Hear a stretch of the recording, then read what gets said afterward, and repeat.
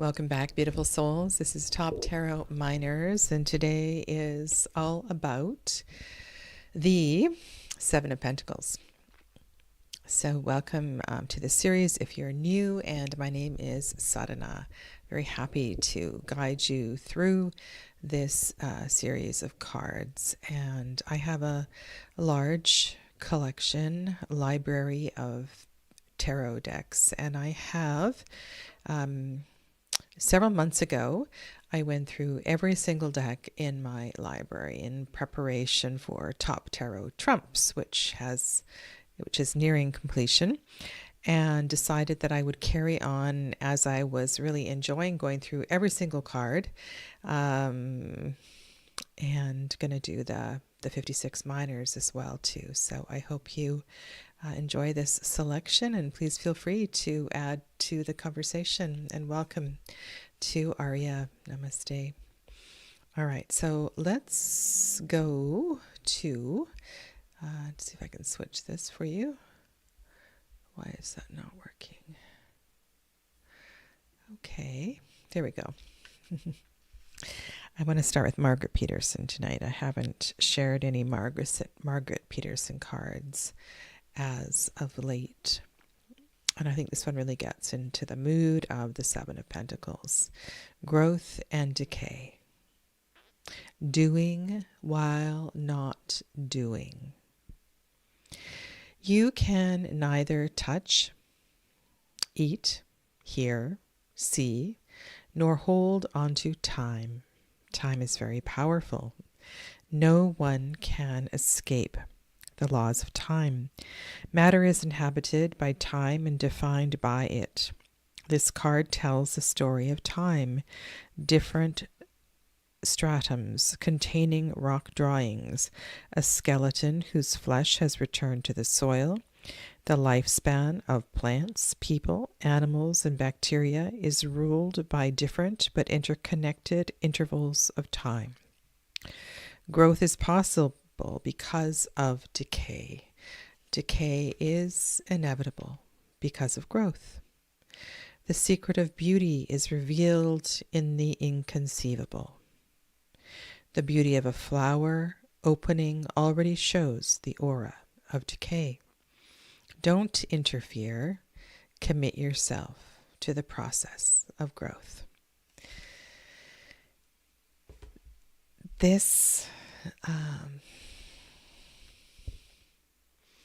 I just love her paintings and words. And as I was going through decks last night to try to add a few more to the table, because I know I didn't have very many last night, it was just wonderful to find some favorites as well too.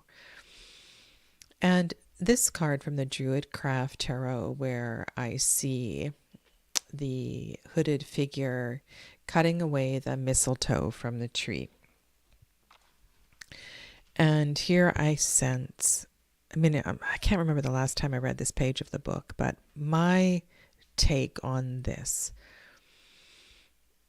is man's wanting to interfere with the growth of the tree. This particular parasite has taken over this branch. And I think the lesson of this card is, let's let the garden, let's let the forest be. And there is a reason. There's always a reason. This mistletoe is feeding certain bacteria. It's feeding certain is feeding from the tree, but it is also giving back to another species.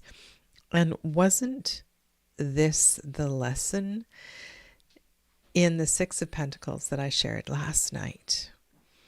So there's something here about appreciating how life will without our interference. And of course, there are practices of what is I forget the phrase, where you plant species of plants to support and help the growth. So you want to make sure that you have pollinators, and certain fruits and vegetables grow really well together.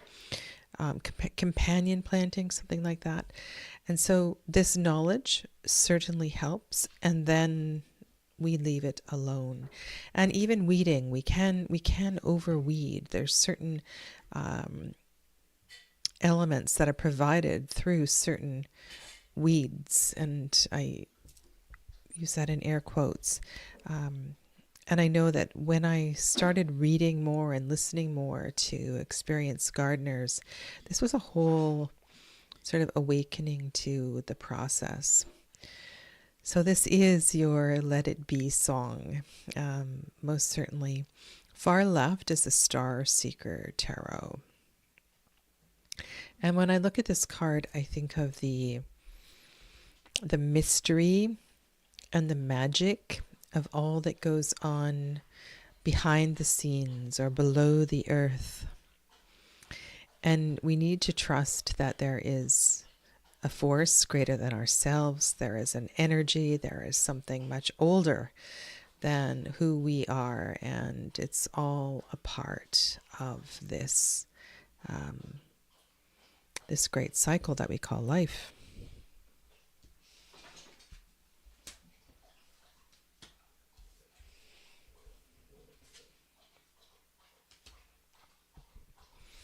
I shared the beautiful Osho Zen Tarot this morning, and this is one of my favorite cards from this deck, and I think it really expands on everything I just said.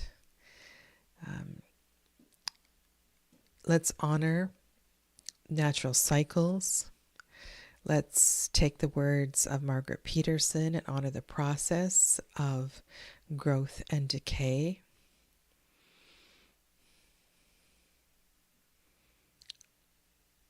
I really must get this deck out again.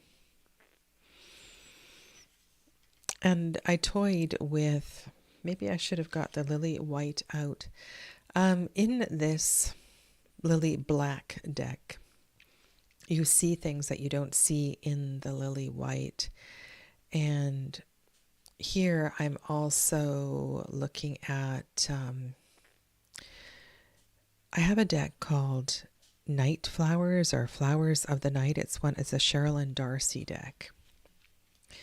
And this card also reminds me of how life blooms in the darkness as well too. And there's something about the interconnectedness, and you can see an energy coming from the ground.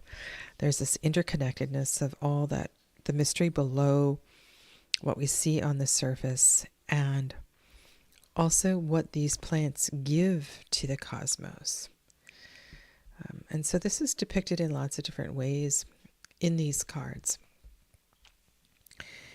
This is the Lionscape Tarot, which I showed you last night as well. And then beside it is the Osho Zen, not the Osho Zen, the Tarot of the She. And there's something similar in these two cards.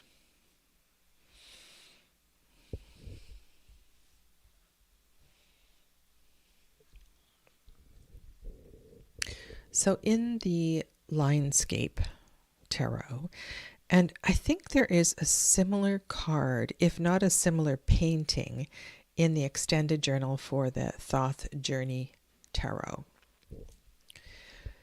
And there's something here about plowing the fields with a cart and an ox. And the energy of that in contrast with the energy of big machinery, faster machinery, the idea of turning agriculture from produce what we need to massive consumerism, and all of the things that happened when agriculture became industry rather than providing enough food for the community. So this card sits, and I also, when I look at this card, I think of when I was a child, certain parts of I live near Vancouver, British Columbia, and there was a rural farming community called Richmond. And we would go there at various seasons to pick blueberries or to harvest other fruits and vegetables. And those lands no longer exist, or if they do, it's changed. And I think this Seven of Pentacles has a lot to say. And the sevens can be very troubling cards, and so I want to really honor the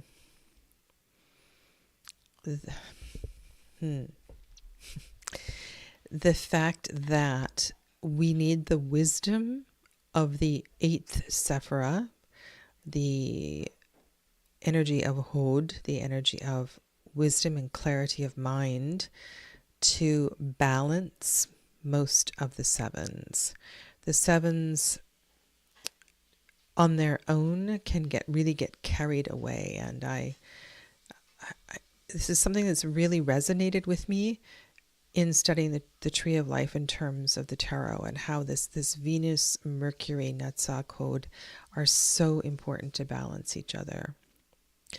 And I find this Tarot of the She card a little, I'm not sure what to do with it.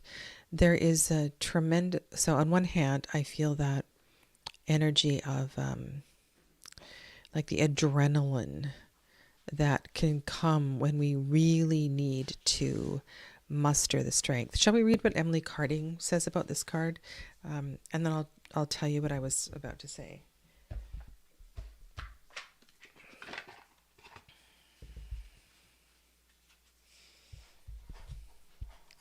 Now, granted, the She are not humans interfering, but rather divine light beings co-creating with nature. But I'm just going to read you Maker 7. The Maker holds the end in sight, using her every ounce of might. This heavy toil will near an end when patience, heart, and skill attend. Stamina, determination, willpower, vision, patience, and persistence.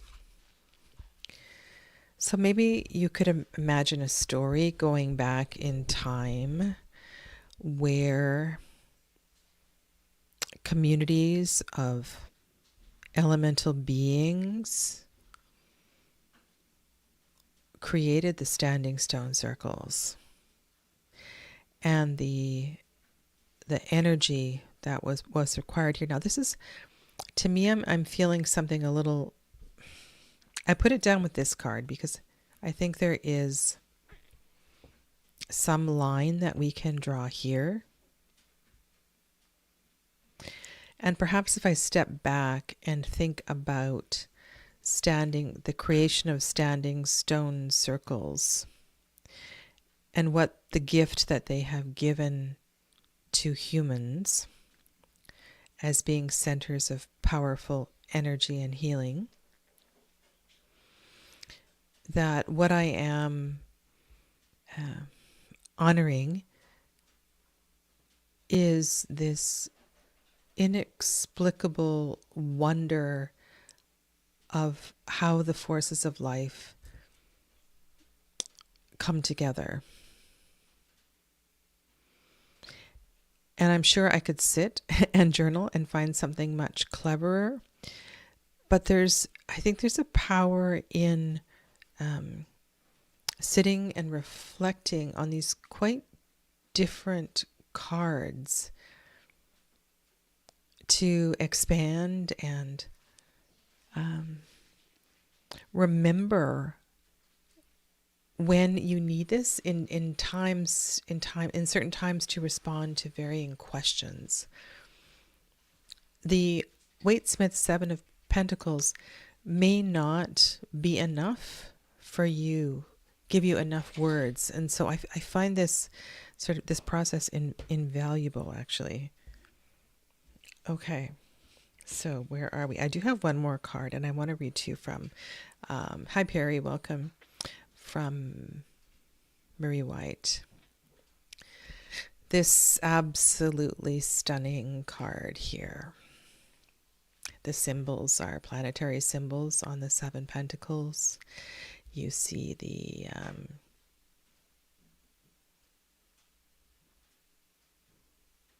sun rising here.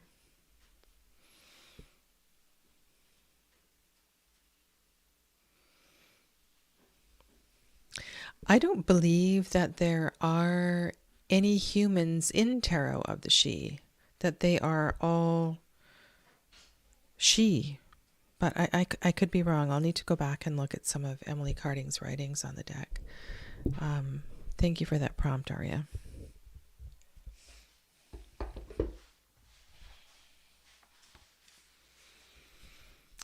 I love pulling out this book. So please indulge me here. The Seven of Discs is Muin, memory. It is the chariot itself and the physical body when describing the spectrum of the soul, and the earth itself, or the physical universe, when describing the universe. And so it takes on the aspect of physical being, mountains, an eclipsed sun and moon, the symbols of the seven planets, all poetically laid down into a single being, walking forth in time, causing storms and lightning and sparks as his feet hit the ground as he creates and destroys.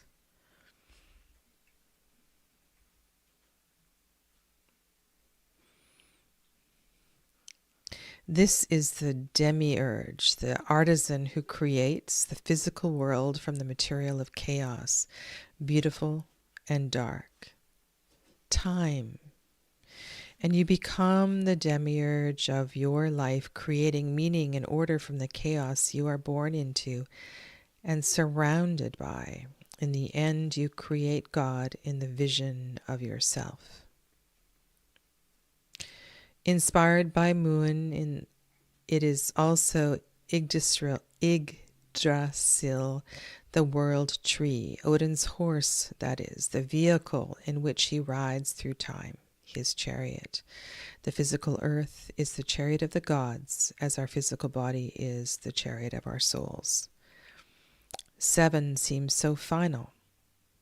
And Saturn, the last of the seven ancient planets, is indeed considered death and time, because beyond it there was nothing. But we know that isn't true. There are more planets, just where the naked eye can't see. And here the creation of the physical, tangible universe is not the end. Accomplishing your magnum opus and purpose in life is not the end. Now it is time to go inside.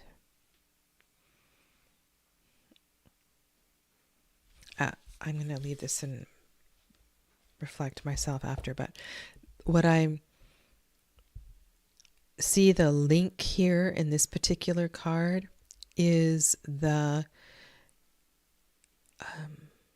honoring of the power of connection and how the intricacy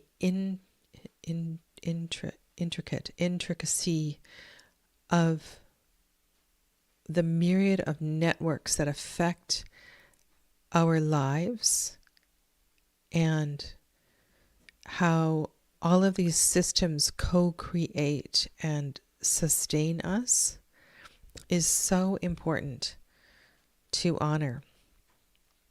Now, not only in the Marielle Tarot, but in other tarots, you can take the metaphor of the chariot. You can look at the Chariot Major Arcana card itself and reflect on each of the sevens and the qualities of that seven, in my movement away from the center, the sixes being a place of harmony, really reflecting on right action. And sometimes the best right action is inaction, and just to be in awe of nature itself. And letting, and perhaps this also makes me think of how important it is just to honor these cycles, so that as we increase our awareness of the cycles and where we are,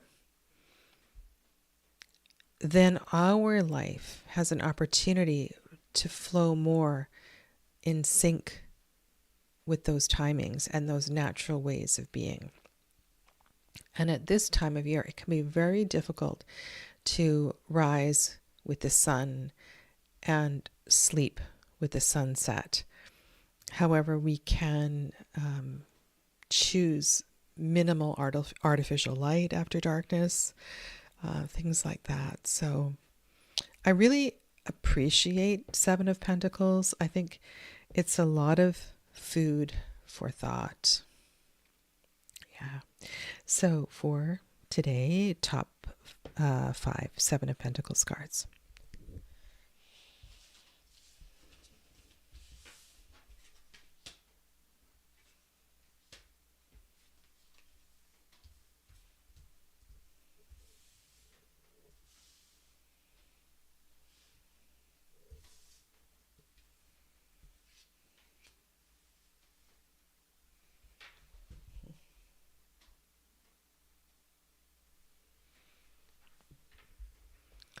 I think I will choose the Mariel as well.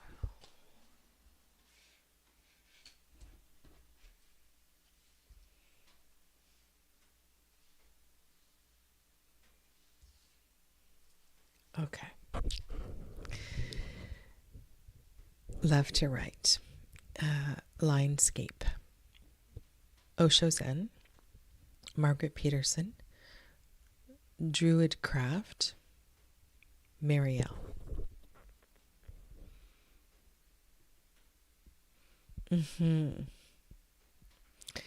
Yes, it is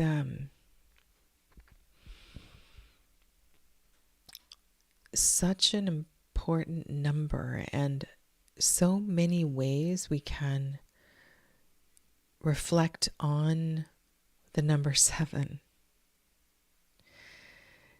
And so let's always be in amazement of this number and do our best to, I'm thinking of 7 of Wands right now, and maybe in all of the 7s, the answer is to hold back a little and to do a little less and to honor the inaction and let life be. Okay, thank you. I'll see you soon for the 8 of Pentacles. Namaste.